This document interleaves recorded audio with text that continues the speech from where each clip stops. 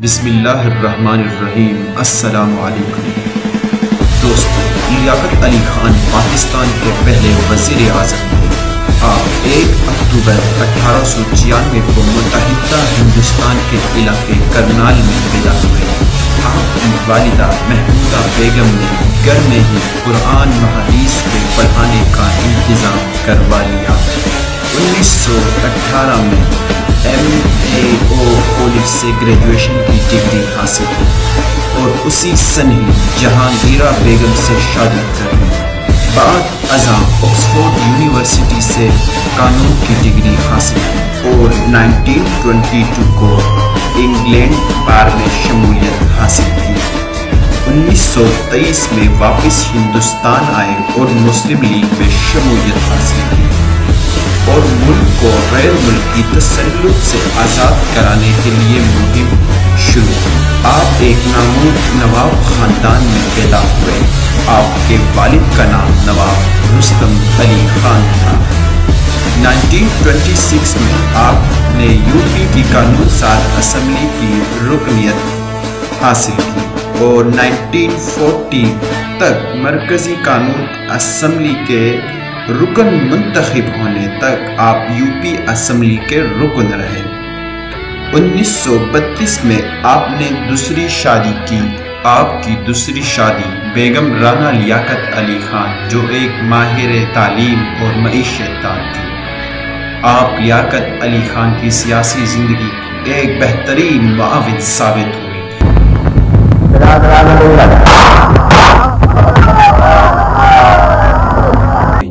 16 اکتوبر 1951 کی اس شام کمپنی باغ راولپنڈی میں پیش آنے والے واقعات کی روشنی میں لیاقت علی خان قاتل کو ایک انفرادی جرم قرار دینا مشکل ہے۔ وزیر اعظم پر قاتلانہ حملے کے فوراً بعد کمپنی باغ میں ہونے والے واقعات پر ان گنت سوالات اٹھائے جا سکتے ہیں۔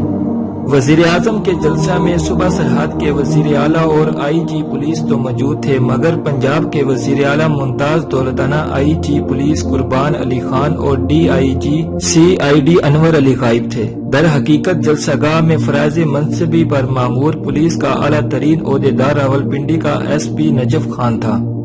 پاکستان مسلم لیگ کے سیکرٹری جنرل یوسف خٹک پنڈی میں تھے، مگر جلسہ گاہ میں موجود نہیں تھے۔ گولی کی آواز سنتے ہی نجف خان نے پشتوں میں چلا کر کہا، اسے مارو۔ نجف خان نے پنڈی پنجاب کے جلسے میں پنجابی کی بجائے پشتو کیوں استعمال کی؟ کیا انہیں معلوم تھا کہ قاتل افغانی ہے؟ ان کے حکم پر سید اکبر کو ہلاک کرنے والا انسپیکٹر محمد شاہ بھی پشتو بولنے والا تھا۔ کیا پولیس کا ضلع سربراہی اضطراری حالت میں یاد رکھ سکتا کہ اس کے درجنوں ماتحت تھانے دار کون کون سی زبان بولتے ہیں؟ کیا تجربہ کار پولیس افیسر نجف خان کو معلوم نہیں تھا کہ وزیر اعظم پر حملے کرنے والے کو زندہ گرفتار کرنا ضروری ہے؟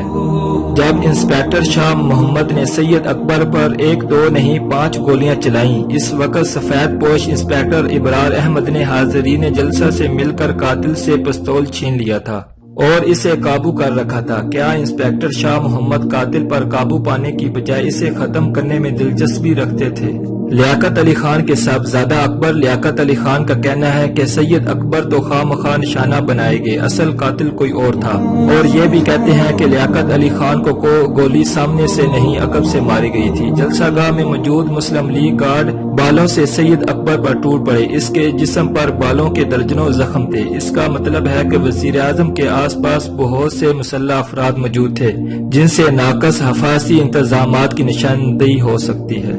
نجف خان کے حکم پر حفاظتی گارڈ نے ہوا میں فائرنگ شروع کر دی، جس سے جلسہ گاہ میں افراتفری پھیل گئی اور زخمی وزیر اعظم کو طبی امداد پہنچانے میں رکاوٹ پیدا ہوئی۔ اس ہوائی فائرنگ کا مقصد واضح نہیں ہو سکا۔ SP نجف خان نے انکوائری کمیشن کو بتایا کہ انہوں نے اپنے ماتحتوں کو ہوائی فائرنگ کا حکم نہیں دیا تھا، بلکہ SP نے اپنے ماتحتوں سے جواب طلبی کر لی۔ انکوائری کمیشن کے سامنے اس ضمن میں پیش کیا جانے والا حکم 29 اکتوبر کا تھا، تاہم عدالت نے رائے دی کہ ریکارڈ میں تحریف کی گئی تھی۔ اصل تاریخ 20 نومبر کو بدل کر 29 اکتوبر بنائی گئی، مگر اس کے نیچے اصل تاریخ 20 نومبر صاف دکھائی دیتی تھی۔ ظاہر ہے کہ نجف خان نے فائرنگ کا حکم دینے کے الزام کی تردید کا فیصلہ 20 نومبر کو کیا۔ سرکاری کاغذات میں رد و بدل SP نجف خان کے سازش میں ملوث ہونے یا کم سے کم پیشہ ورانہ بددیانتی کا پختہ ثبوت تھا۔ انکوائری کمیشن کے مطابق نجف خان ایک ذمہ دار پولیس افیسر کے طور پر اپنے فرائض کی ادائیگی میں کوتاہی کی تھی۔ اس عدالتی رائے کی روشنی میں نجف خان کے خلاف محکمانہ کارروائی ہوئی، لیکن انہیں باعزت بحال کر دیا گیا۔ وزیر اعظم کے جلسہ میں ممکنہ ہنگامی صورتحال کے لیے طبی امداد کا کوئی انتظام نہیں تھا، حتیٰ کہ کسی زخمی کو اسپتال لے جانے کے لیے ایمبولینس تک موجود نہیں تھی۔ چاروں طرف اندھا دھند گولیاں چل رہی تھی اور چند افراد اس بھگدڑ میں سید اکبر کو ختم کرنے میں مصروف تھے۔ کچھ لوگ ایک وزنی آرائشی گملہ اٹھا لائے اور اسے سید اکبر پر دے مارا، جس سے اس کی پسلیاں ٹوٹ گئی۔ اس افراتفری میں سید اکبر پر حملہ کرنے والوں کا اطمینان حیران کن تھا۔ سید اکبر نے زرد رنگ کی شلوار قمیض پر اچکن پہن رکھی تھی۔ یہ خاکسار تحریک کی وردی نہیں تھی۔ واردات کے فوراً بعد یہ افواہ کیسے پھیل گئی کہ قاتل خاکسار تھا، بلکہ صوبہ بھر میں خاکساروں کی گرفتاریاں بھی شروع ہو گئیں۔ کیا یہ عوام کی اشتعال کو کسی خاص سمت موڑنے کی سوچی سمجھی کوشش تھی؟ خواجہ نظام الدین نتیا گلی میں تھے، جبکہ غلام محمد پنڈی ہی میں تھے۔ دونوں نے جلسے میں شرکت کی زحمت نہیں کی، البتہ وزیر اعظم کے قتل کی خبر پاتے ہی اصحاب صلح مشورے کے لیے جمع ہو گئے۔ مشتاق گورمانی کی گاڑی جلسہ گاہ میں اس وقت پہنچی جب نیم مردہ وزیر اعظم کو جلسہ گاہ سے باہر لے جایا جا رہا تھا۔ وزیر اعظم کی موت کی تصدیق ہوتے ہی گورمانی صاحب ان کے جسد خاکی کو اسپتال چھوڑ کر اپنے گھر چلے گئے اور اگلے روز کراچی میں تدفین تک منظر عام پر نہیں آئے۔ اس سازش کے ڈانڈوں پر غور و فکر کرنے والوں نے تین اہم کرداروں کی راولپنڈی سے بیک وقت دوری کی طرف اشارہ کیا ہے۔ سیکرٹری دفاع سکندر مرزا کراچی میں ٹینس کھیل رہے تھے، فوج کے سربراہ ایوب خان لندن کے ہاسپٹل میں تھے اور سیکرٹری خارجہ اکرام اللہ ایک خاص مشن پر ہالینڈ میں بیٹھے اگلے احکامات کے منتظر تھے۔ غلام نبی پٹھان کے مطابق لیاقت علی کے قتل کی نہ تو FIR درج ہوئی اور نہ تفتیش کی گئی، چلان پیش کیا گیا اور نہ ہی مقدمہ چلایا گیا۔ اگر سید اکبر زندہ مل جاتا تو ہمیں یقین تھا کہ ہم ایسے بھیانک جرم کی سازشوں کا اتا پتہ معلوم کرنے میں کامیاب ہو جاتے۔ سید اکبر کی موت کے متعلق پولیس رپورٹ میں انسپیکٹر محمود شاہ کی فائرنگ کا کوئی ذکر نہیں کیا گیا۔ اس چشمہ پوشی کا مقصد پولیس کی غفلت یا ملی بھگت پر پردہ ڈالنا تھا، لیکن جو ہوا وہ ہونا نہیں چاہیے تھا۔ لیاقت علی خان ایک ایماندار وزیر اعظم تھے۔ ان کی ایمانداری اس سے لگائی جا سکتی ہے انہوں نے تقسیم ہند کے بعد نہ صرف اپنی ساری جائیداد چھوڑ دی بلکہ پاکستان آ کر اس جائیداد کے عوض کوئی کلیم بھی جمع نہیں کروایا۔ خان لیاقت علی خان کے پاس پاکستان میں 1 انچ زمین، کوئی ذاتی بینک کا اکاؤنٹ اور کوئی کاروبار نہیں تھا۔ خان کے پاس 2 اچکن، 3 پتلون اور بوسکی کی 1 قمیض تھی اور ان کی پتلونوں پر پیوند لگے ہوئے تھے۔ وہ پتلونوں کے پیوند کو ہمیشہ اپنی اچکن کے نیچے چھپا لیتے تھے۔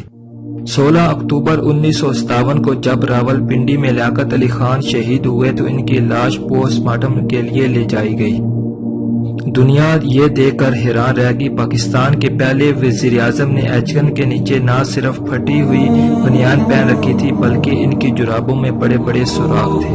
شہادت کے وقت صرف خان صاحب کا اکاؤنٹ خالی تھا بلکہ گھر میں کفن دفن کے لیے کوئی رقم نہیں تھی۔ خان صاحب اپنے درزی حمید ٹیلر اور ایک کریانہ سٹور کے مقروض تھے۔ بیگم لیاقت علی خان شہادت کے بعد حکومت کو بتایا کہ حکومت نے وزیر اعظم ہاؤس کے لیے چینی کا کوٹا طے کر رکھا تھا۔